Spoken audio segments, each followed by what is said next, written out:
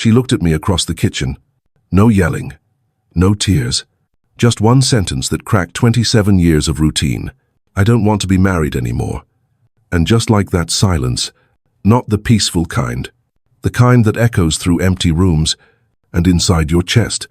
You don't know who you are. You don't know what to do. You only know it's over, and you didn't see it coming. That was me at 54, and I'll be honest, I thought my life was ending. But what I didn't know, what no man ever tells you, is that sometimes divorce isn't the end. Sometimes it's the start of the life you were meant to live. Have you ever been left without being fought for? 1. Freedom isn't loneliness. It's space to hear yourself again. The first few weeks alone will break you open. Not in one dramatic moment, but in 1,000 small ones. Waking up to silence, eating without conversation, feeling the weight of absence settle into your routines. At first it stings. Your instincts scream to fill the space, with noise, with a new woman, with anything that feels like home. But here's the truth. Loneliness is not the enemy. Avoiding it is. In that quiet, something sacred begins. You hear yourself again. You begin to notice how much of your identity has become a reaction adapting to moods, walking on eggshells, compromising endlessly. You remember what your voice sounds like when it's not trying to avoid conflict. You remember the stillness of an early morning with coffee and no one to perform for. You remember joy, not because of someone else, but simply because you are here. Freedom, after divorce, isn't immediate relief. It's a slow unfurling. And yes, it can be terrifying, but it's also holy. It is the space where clarity returns not because someone gave it to you, but because no one's there to interrupt it. For the first time in decades, you're not adjusting to someone's rhythm. You're choosing your own. And that's not loneliness. That's the sound of becoming your own man again. 2. Your body starts talking again and you start listening. When your marriage was dying, so was your body and you didn't even notice. That low-grade fatigue, that gut inflammation, the short temper, the foggy brain, the tight jaw, you thought it was stress, aging, maybe burnout. But in truth, it was a life lived on mute. Divorce, you let it wakes the body. After she left, mornings felt unbearable. So I walked, not to get fit, not to punish myself, just to move. And as I moved, my body began to speak. It told me to stop eating like I hated myself. It told me to lift not because I wanted muscles, but because I wanted to feel capable again. It told me to sleep, deeply, without guilt, without negotiation. And I listened. Within weeks, I felt taller. Not physically, but energetically. My skin cleared, my breathing slowed, my anger softened, and slowly, the man I forgot inside this tired, reactive body came back. This isn't about six-pack abs. It's about coming home to your body, the one place you can't lie. After grey divorce, healing begins at the physical level. Because if your body is under siege, your mind and heart can't rebuild. So start here. Sweat, walk, breathe. Your soul is in your spine and it's been waiting for you to notice. 3. You realize you were parenting yourself through a partner. Marriage, especially long-term ones, often becomes an unconscious contract. You do the dishes, I do the bills. You remind me to take meds, and I remind you to call your mother. It becomes functional, predictable, safe. But beneath that routine, something dangerous can happen. Self-abandonment. I didn't realize how much I relied on her to keep me adulting. She was my calendar, my conscience, my comfort. And when she left, those pillars crumbled. No one was there to nudge me toward good behavior. No one tracked my sleep or cared if I drank too much. At first it felt like freedom, then it felt like chaos. But eventually, it became something else. A mirror. I had to parent myself again. Cook real meals, do laundry before running out of socks, make dentist appointments, pay bills without reminders. And strangely, that responsibility made me feel powerful. It reconnected me with the boy in me who never felt fully in charge. Now, when I clean my space, I'm not doing it for her. I'm doing it for dignity. When I go to sleep early, I'm not being told I'm choosing wellness. Grey divorce didn't just end a marriage. It asked me to become a father to myself. And in doing so, I finally became a man I'd trust with my own future. 4. You no longer perform, and that feels like coming home. Marriage, even the most well-intentioned ones, often turns into a theater. You become the stable husband, the gentle listener, the silent absorber of stress. You don't notice it happening. You just start tweaking who you are, so the household doesn't rattle, so the emotions stay predictable. You stop sharing certain thoughts. You smile when you're tired. You stay silent to avoid a sigh, a raised eyebrow, a mood shift, and over time the performance becomes the person. But when grey divorce happens, the stage collapses, and what you're left with is yourself, raw, unjour, untended. And that's when something sacred begins. I remember the first time I left the dishes overnight and didn't feel ashamed. The first time I slept in on a Saturday and didn't feel lazy. The first time I wore a shirt that was me, not marriage approved. No audience, no edits, no one to impress. That stillness felt strange, then safe, then like home. I didn't need to be louder, softer, more agreeable, less intimidating. I just needed to be true. Grey divorce stripped the role, and what emerged wasn't polished, but it was real. For the first time in decades, I wasn't being anyone. I was becoming someone. And in that becoming, I found peace that no performance ever gave me. 5. A second life begins, and it's on your terms. You know what nobody tells you about starting over at 55? It's not tragic. It's liberating. Yes, the first few months after divorce feel like you're drifting. Your routines collapse. Your sense of purpose flickers. You keep reaching for a person who's no longer there. But then one morning, you don't. You wake up and think, what do I want to do today? Not, what does the marriage need? Or, what do the kids need? But me. That moment, that tiny pivot is the start of your second life. I sold the house, moved into a smaller place with no shared memories, took up guitar again, started a blog with no followers, just thoughts I'd buried for years, booked a solo trip to Montana, drank coffee in silence by a lake at sunrise. None of it looked impressive from the outside, but on the inside, it felt like freedom. This second life isn't loud.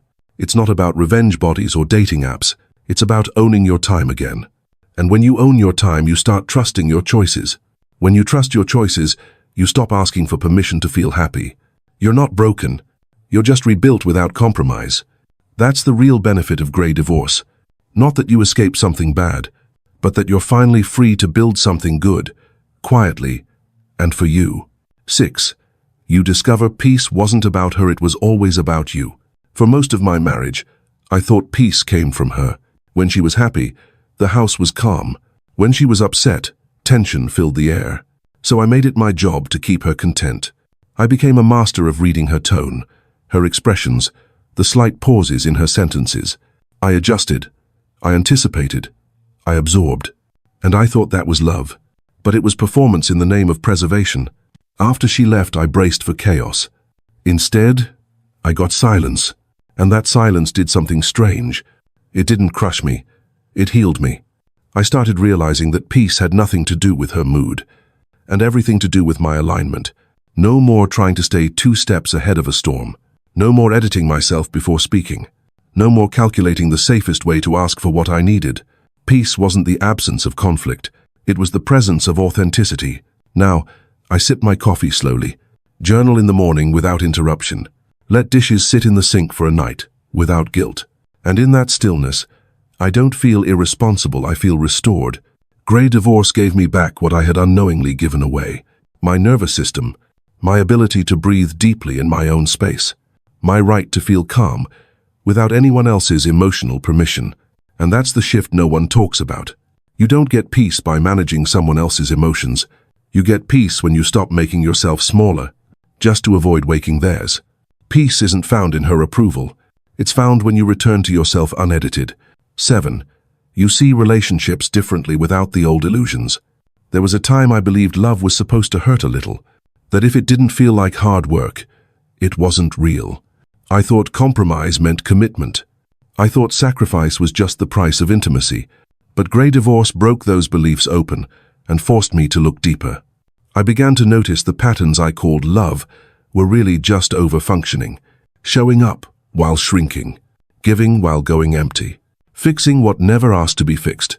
I realized, if being with someone feels like I'm constantly solving a problem, then maybe I'm not in a relationship, maybe I'm in a job. Now, I no longer chase connection. I observe it. I don't fall for charisma. I wait for consistency. I'm not drawn to drama that looks like passion. I'm drawn to peace that feels like alignment. And I ask better questions. Not, does she accept me? But, do I stay connected to myself when I'm with her? Not, can we fix each other? But, can we grow without losing ourselves? Grey divorce didn't make me cold. It made me clean. Clean from the illusions.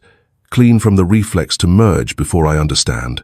Now, when someone says, relationships take work, I ask, yes, but what kind of work? Because building together is different than repairing each other daily. Love should stretch us, not drain us. And the clearest sign I've grown? I don't confuse effort with value anymore. 8. You rebuild friendships you let go of and they save you.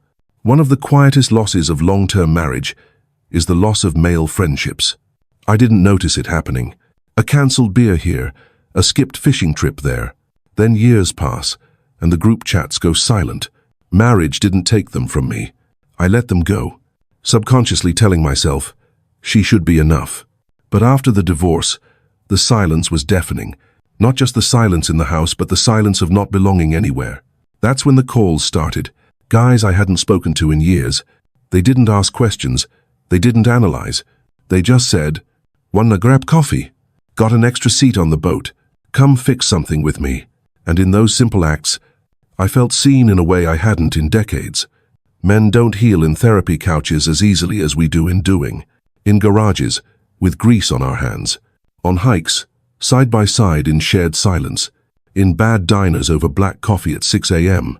That's where the shame started to melt. Not through advice, but through presence. Brotherhood isn't loud. It's not sentimental. It's that guy who doesn't say, "I'm here for you." He just shows up with his truck and says, "Hop in." Grey divorce reopens the door to friendships you forgot how badly you needed. And sometimes those friendships are the only reason you don't spiral. Because no man is built to survive fire alone. But with the right brothers beside him, he walks out stronger than he ever walked in. 9. You stop apologizing for who you are. I used to apologize in ways I didn't notice. Not with the word sorry, but with edits. With silence. With second-guessing myself before I even spoke. I thought that was love. Being flexible. Easygoing. The man who could adapt to anything. But over time, that flexibility turned into disappearance. I became water in her glass, taking any shape that kept the peace. After Grey divorce, there was no one to perform for. And at first, that terrified me. What do I like? How do I dress when no one's watching? What do I eat when I'm not trying to impress? The answers came slowly but with power. Now I speak plainly. I rest when I'm tired. I laugh loud. I say no without a 3-minute explanation. I don't tone down my masculinity to make others comfortable. I don't apologize for my intensity, or my solitude, or my quiet. I don't try to be softer, just to appear more acceptable. I try to be honest, because the right people, they don't want you polished. They want you present. Grey divorce gave me something my marriage never did. The permission to stand in who I am, without flinching. And when you live that way, unapologetically, you stop attracting people who want to mold you. You start drawing in people who want to meet you. That's when connection becomes real. And for the first time in decades, I no longer look in the mirror hoping I'm enough. Oh? I look in the mirror and think, there you are. 10. You realize it was never too late, it was just finally time. They call it a grey divorce like it's a failure, like you missed the window for joy, like you're too old to rebuild. But that's a lie. What if grey divorce didn't mean too late, but finally time to live unfiltered. Finally time to stop trying to make something work that always felt off. Finally time to stop apologizing for being a man who needs peace more than performance. At 60, you don't want chaos. You want clarity. You want mornings that start slow and honest. Evenings that end without walking on eggshells. This isn't the end. This is the start of ownership. No more pleasing. No more performing. No more pretending. You may not have planned to begin again. But now that you're here, what will you do with it? Write the book. Fix the cabin. Build the life that doesn't need to be impressive. Just true. Because the beauty of this age is that you don't have to fake anything anymore. You're not chasing youth. You're returning to yourself. You are not late. You're just on time for the man you were always meant to become. Divorce will strip you. It'll take the rhythm you built, the rituals, the shared language that once felt like safety. It'll leave you sitting in your car at night, wondering who you are when no one's watching anymore. But if you stay in that discomfort long enough, you'll find him. Not the man you tried to be for the marriage. Not the version of you that kept adjusting to be loved. But the quiet, solid, grounded version that was buried beneath all the pleasing. He doesn't need loud celebration. He just wants still mornings. He wants honesty in connection. He wants to laugh again, not from obligation, but from soul. Grey divorce didn't give you what you thought you wanted. It gave you what you needed to remember, that your life is still yours. That love without freedom is performance. That peace isn't handed to you, it's claimed. And that strength isn't in rebuilding the past. It's in walking forward with eyes open and heart intact. If this spoke to you, comment quietly below. I'm not too late. I'm finally free. And share this with a man who needs to hear it. Because maybe, just maybe, he's not broken. He's just finally waking up.